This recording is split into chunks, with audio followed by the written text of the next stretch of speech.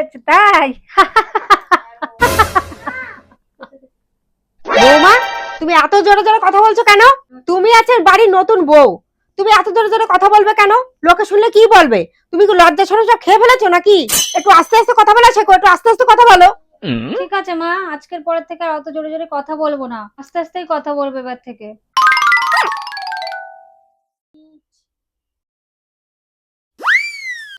হ্যাঁ, কি হয়েছে?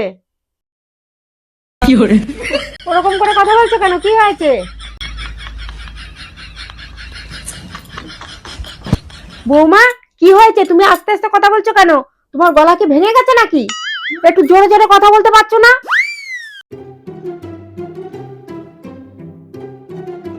কি কি বলছো তুমি?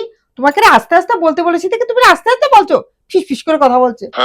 জোরে কথা বলা যাবে না, লোকে শুনতে পাবে তো, আর লোকে শুনলে খারাপ ভাববে। ওই জন্য আমি বেশি জোরে কথা বলতে পারবো না।